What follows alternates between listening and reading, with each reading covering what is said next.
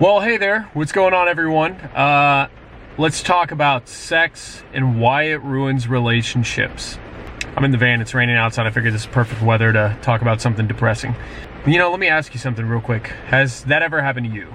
Has anything like just sexual temptation ever ruined a relationship for you? Did you ever have something that was either going really well or you wanted it to go well and your own just desire and just ruined it and killed it? Because I've had a few of those. In fact, I got a little story for you. So I'll never forget, I was dating this one girl and I really liked her, and this girl was just an unbelievably amazing catch, and we were just hitting it off so well, and she was just like the total package. And we finally hooked up and had sex, and everything instantly changed. It was like it was ruined. It was just automatic. It's almost like it was weird. She almost became like spiteful to me, and there's almost like a resentment that I developed to her, and I tried everything I could, but no matter what, you can't undo what's happened, and it totally fell apart. And then there was even lust itself. It's like there was a girl I was dating, and I took on a date, and I just was so into her, and she just seemed like just this amazing catch, but there was just a ton of like, the night went on too long, and I wasn't smart enough to like call it, and I could feel like lust developing between each other, and overall nothing happened. But by the end of the night, it's just like, you know, the next day, that's what's left in your brain is like this, no, this isn't like a good God-fearing person I need to be with. This is a person who's dangerous. And it's like, and same thing, I would have done anything to go back in time and like do the night over and try to get that out of the picture. But like,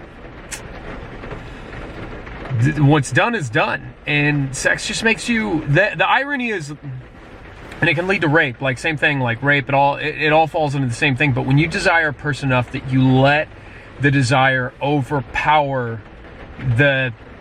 your brain calculating the consequences in the aftermath, when you let that happen, it's like you will resent the person more than you even liked them or desired them in the first place.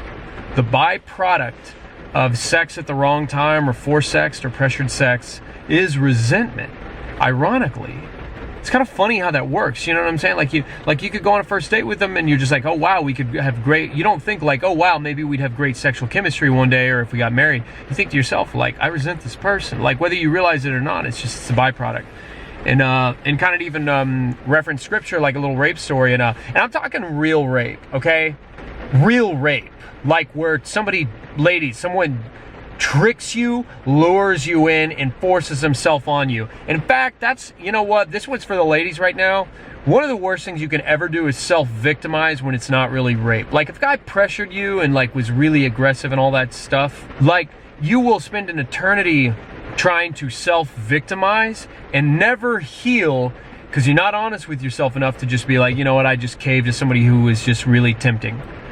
Like, you know what I'm saying? Like when Eve got tempted by the serpent, you know, she didn't get to be like, God, no, you don't understand how good he was and it was his fault. And it was like, no, we're all held accountable for our own actions. So I'm talking about real rape, and you know, I'm not justifying the male either. Like guys, same thing. If you pressure a woman, like you're ruining everybody. But anyways, all right, just this one little quick thing, and that's so Tamar went to the house of her brother Amnon, who was lying down. She took some dough, kneaded it, made the bread in his sight, and baked it. Then she took the pan and served him bread, but he refused to eat. Send everyone out of here, Amnon said. So everyone left. Then Amnon said to Tamar, bring the food here into my bedroom so I eat it from your hand. Long story short, but when she took it to him to eat, he grabbed her and said, come to bed with me, my sister. And she said, no, my brother, don't force me. Such a thing would not be done in Israel. Don't do this wicked thing. What about me? Where could I go to get rid of my disgrace? And what about you? You would be like one of the wicked fools in Israel. Please speak to the king. He will not keep you from being married to me. But he refused to listen to her. And since he was stronger than she, he raped her. And then Amnon hated her with intense hatred. In fact, he hated her more than he loved her. Amnon said to her, get up and get out.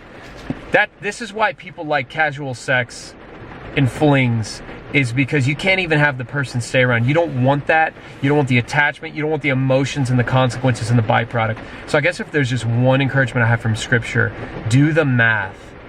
Like when you're feeling something out, as fun as it is to like toy with some of these emotions, and as fun as it is to like feel that heated up interaction, even the lust, just letting that grow, it will build a resentment, and it will ruin things. It will ruin everything, and you will hate the person more than you even liked them or desired them to begin with. So just don't let sex ruin things. It's like, it ruins our lives. Come on, we all feel it. We know it's happening. You can feel it.